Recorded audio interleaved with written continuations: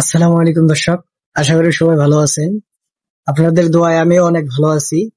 আপনাদের জন্য আজকে নিয়ে আসলাম আর নতুন একটি ওয়াজ আল্লামা দিলওয়ার হোসেন সাঈদী সাহেবের। তিনি ওয়াজের ঘটনা হলো গিয়ে আপনার নবীজি কোন স্ত্রীকে বেশি ভালোবাসতেন আর স্ত্রীদেরকে কতখানি গুরুত্ব দেওয়ার প্রয়োজন সেটা আমাদেরকে বোঝাবে। চলুন এখন আমরা গিয়ে শুনতে থাকি। সাঈদী সাহেবের ওয়াজটা আমি প্লে করে দিচ্ছি, আমার সঙ্গে থাকবেন সবাই ইনশাআল্লাহ। আল্লাহ রাব্বুল আলামিন তখন বলেন, ওয়া মিন আয়াতিহি আন খালাকা লাকুম মিন আনফুসিকুম আজওয়াজান লিতাসকুনু ইলাইহা ওয়া জাআলা বাইনাকুম মাওয়াদ্দাতান ওয়া রাহমা। আল্লাহ পাক বলেন, আমার নিদর্শনের ভিতরে এটাও একটি নিদর্শন, আমি তোমাদের থেকে তোমাদের জোড়া তৈরি করেছি, তোমাদের স্ত্রীদেরকে তৈরি করেছি, তোমাদের সাথে তোমাদের স্ত্রীর ভালোবাসা সৃষ্টি করেছি, মহব্বত সৃষ্টি করেছি। এই মহব্বত আমি আল্লাহ তৈরি করেছি। আর যখন বুড়ো হয়ে যায় মানুষ, স্বামী স্ত্রী যখন বুড়ো আর বুড়ি হয়, তখন আর ভালোবাসা থাকে না, তখন ওই ভালোবাসা সহৃদয়তার করুণায় আমি আল্লাহ পরিণত করে দেই। বুড়ার জন্য তখন বুড়ি ছাড়া আর উপায় নাই, বুড়িরও আর বুড়া ছাড়া উপায় নাই। তখন ভালোবাসা কোনো বিশেষ কোনো অক্ষ নিয়ে ভালোবাসা নয়, তখন একের উপরে অন্য একদম নির্ভরশীল হয়ে পড়ে। আল্লাহ পাক বলেন, এই অবস্থা আমি আল্লাহ সৃষ্টি করে দেই। সুবহানাল্লাহ। স্ত্রীকে রাসূলুল্লাহ কত ভালোবাসতেন। আল্লাহ নবী বলেছেন, আমার কাছে তিনটা জিনিস প্রিয়, একটা হচ্ছে সুগন্ধি, একটা হচ্ছে নামাজ, আরেকটা হচ্ছে স্ত্রী। সুবহানাল্লাহ। স্ত্রী আমার কাছে প্রিয়। হুজুর বলেছেন, তোমাদের মধ্যে সেই ব্যক্তি উত্তম যে ব্যক্তি তার স্ত্রীর কাছে উত্তম। আমি আমার স্ত্রীদের কাছে উত্তম ব্যক্তি। সুবহানাল্লাহ। রাসূলুল্লাহ স্ত্রীকে কত ভালোবাসতেন। বিশ্বনবী রাজনৈতিক কর্মকাণ্ড চালাচ্ছেন, যুদ্ধের দামামা বাজতেছে, চতুর্দিকে কত অশান্তি, সব কিছু চলছে, স্ত্রীর হক আদায় করতে ভুলে যাননি। রাতের বেলায় হযরত আয়েশার বয়স কম, তাকে নিয়ে রাসূলুল্লাহ একটু সুযোগ পেয়েছেন, বলছেন, আয়েশা সব তো ঘুমিয়ে, চলো আমরা একটু দৌড়াই। ওই যে দূরে একটা জিনিস দেখা দেয়, দৌড়তাম, দেখি কি আগে যায়। দুজনে দৌড় প্রতিযোগিতা করলেন। দৌড় প্রতিযোগিতা হযরত আয়েশা ফার্স্ট হলেন, হুজুর পিছনে পড়ে। হযরত আয়েশা খুব আনন্দ করলেন যে আপনি কিন্তু আমার সাথে দৌড়ে পারলেন। পরবর্তী কিছু কাল যাওয়ার পর হযরত আয়েশা বলেন, হুজুর আজকে আবার বললেন যে চলো আয়েশা একটু দৌড়াই। হযরত আয়েশা বলছেন যে সেদিনের তুলনায় আমার শরীর একটু, আমি মুটিয়ে গেছি, শরীরটি স্থূল হয়েছে, আমি আজকে দৌড়ালাম কিন্তু পারলাম না। রাসূল আগে চলে গেলেন, আমি হাঁপাতে হাঁপাতে যখন হুজুরের কাছে চলে গেছি, হুজুর তখন মুস্কি হেসে আমাকে বললেন, আয়েশা ওই সেই দিনের জবাব আজকে দিয়া দিলাম। সুবহানাল্লাহ বিহামদিহি, সুবহানাল্লাহ বিহামদিহি। বিশ্ব নবী কত বড় আদর্শ বিশ্ব মানবতার জন্য। তিনি বলেছেন, আরাফাতের ময়দানে রাসূলুল্লাহ বলেছেন, তোমরা যেমন পড়বে তোমার স্ত্রীদেরকে তেমন পড়াবে, তোমরা যেমন খাবে তোমার স্ত্রীদেরকে তেমন খাওয়াবে, স্ট্যান্ডার্ড মেনটেন করবে। তুমি ভালো দামের কাপড় পরবে, স্ত্রীকে খারাপ দিবে তা নয়। অধিকার দুজনেরই সমান, স্বামী এবং স্ত্রী সমান অধিকার। কিন্তু আমরা তা বুঝতে পারি না, বুঝতে চাই না। আমরা অনেকে মনে করেছি বিয়ে যখন করছি তখন আমি তো নওয়াবজাদা নসরুল্লাহ খান আর বউ তো কেনা দাসী না। সে কিন্তু দাসী, তার মর্যাদা আছে, তার সম্মান আছে, তার সম্মান আপনাকে দিতে হবে। রাসূলুল্লাহ দিয়েছে, আপনাকেও দিতে। রান্না বান্না হতে দেরি হয়, কত গালাগালি শুনতে হয় নারী।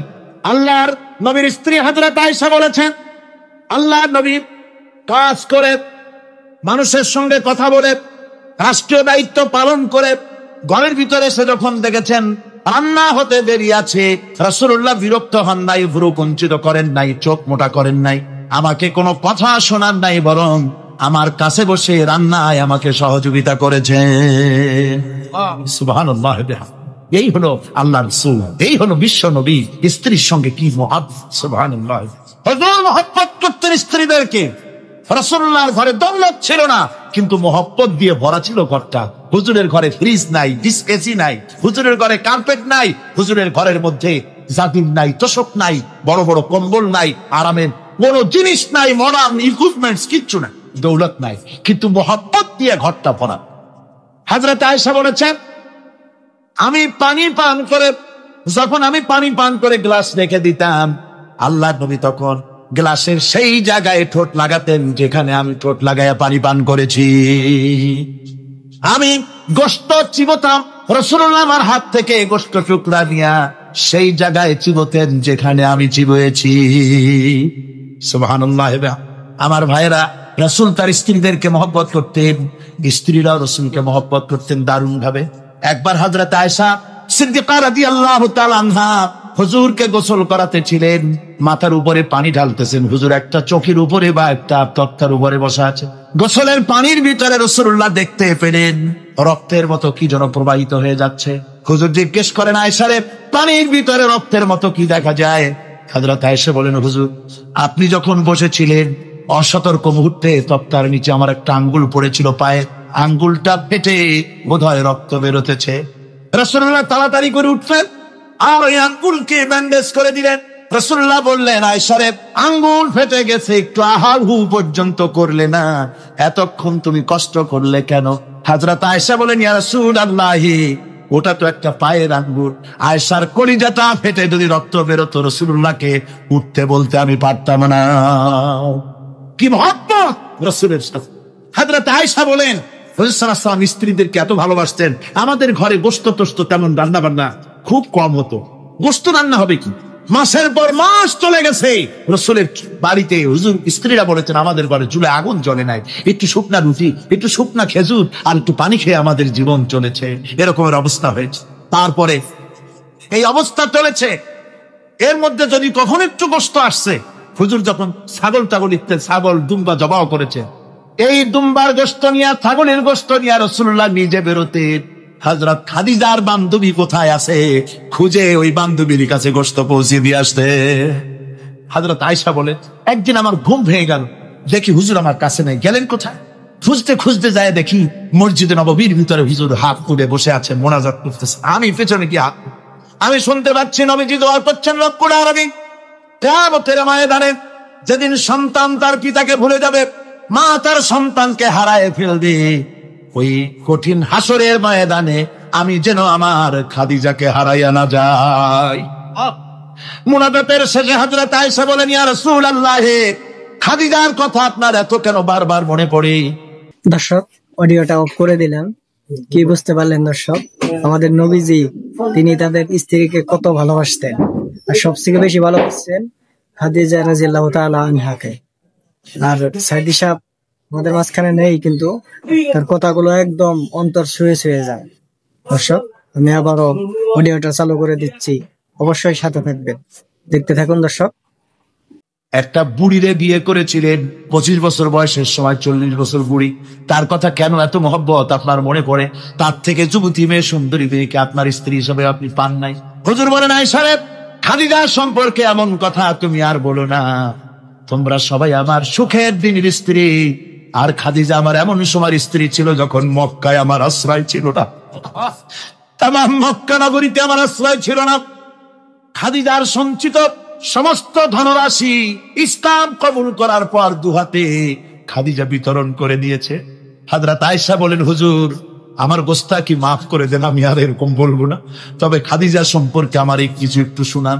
হুজুর বলেন, আয়েশা রে শোনো, গভীর রাত, যত রাত হোক না কেন, ইসলামের দাওয়াত দিয়ে দিয়ে গভীর রাত্রে আমি যখন বাসায় ফিরেছি, ঘরে এসেছি, দরজায় একটা মাত্র ডাক দিয়েছি, খাদিজা, অমনি দরজা খুলে গেছে।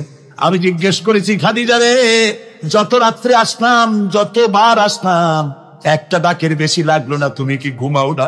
হযরতে খাদিজা বলেছেন, ইয়া রাসূলুল্লাহ, আমার মনের ভিতরে ভয় থাকে, আল্লাহ রাসূল দিনের খেদমতে বাইরে আছেন, আমি যদি আরামে বিছানায় ঘুমায় থাকি আর নবীজি দরজার তার কাছে দাঁড়ায় আমারে ডাকাডাকি করবে, উঠতে যদি দেরি হয়ে যায় নবীজির সঙ্গে বেয়াদবি হয়ে যাবে, এই মনে করে আপনি না আসা পর্যন্ত দরজার সাথে পিঠ লাগাই আমি দাঁড়াইয়া দাঁড়াইয়া ঘুমাই। আমার ভাইরা, হযরতে খাদিজার ইজ্জত স্বয়ং আল্লাহ দিয়েছেন। কে দিয়েছে? হাদিস শরীফে এসেছে, রাসূলুল্লাহ জাবালে নূরে বসা, গারে হেরার ভিতরে বসা, হযরতে জিবরাইল রাসূলুল্লাহর সঙ্গে কথা বলতেছেন। একটু পরে হযরতে জিবরাইল বলেন, ইয়া রাসূলুল্লাহ, আমি আর এখানে বসবো না, আমি এখন চলছি, আমি দেখতে পাচ্ছি খাদিজা আসতেছে আপনার জন্য খাবার নিয়ে। খাদিজা যখন আপনার কাছে পৌঁছে যাবে, আপনি খাদিজাকে শোনায় দিবেন আল্লাহ রাব্বুল আলামিন খাদিজাকে সালাম জানাইছে। সুবহানাল্লাহ। রাসূলুল্লাহর কাছে হযরত খাদিজা যখন আসলেন, হুজুর বললেন, খাদিজা আজকে তোমার জন্য দারুণ সুখবর। বলে কি? বলে আল্লাহ পাক জিবরাইল কেমন উঠে গেল আমার কাছ থেকে। জিবরাইল বলে গেল আল্লাহ তোমাকে সালাম বলেছে। হযরত খাদিজা কেঁদে ফেললেন, বললেন ইয়া রাসূলুল্লাহ, আমার নারী জন্ম সার্থক, আল্লাহ আমাকে সালাম বলেছে, এর জবাব কেমনে দিতে হয় হুজুর আমি তো জানি না, আপনি আমার পক্ষ থেকে আল্লাহর সালাম কিভাবে দেওয়া লাগে আপনি দিয়ে দিন, আমি তো বুঝি না কেমনে আল্লাহর সালামের জবাব দেব। হুজুর বললেন, খাদিজা শুধু আল্লাহ নয়, জিবরাইলও তোমাকে সালাম বলে গেছে। হযরতে খাদিজা বললেন, হযরত জিবরাইলকে আমার সালামের জবাব দাও, আলাইকুম আসসালাম বলেন। হযরত খাদিজার এই মর্যাদা ছিল।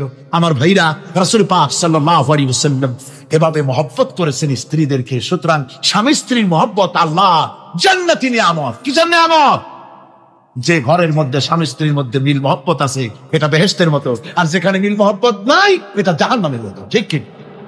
সুতরাং মহব্বত করুন, বেশি বেশি স্যাক্রিফাইস করুন, বেশি বেশি স্যাক্রিফাইস।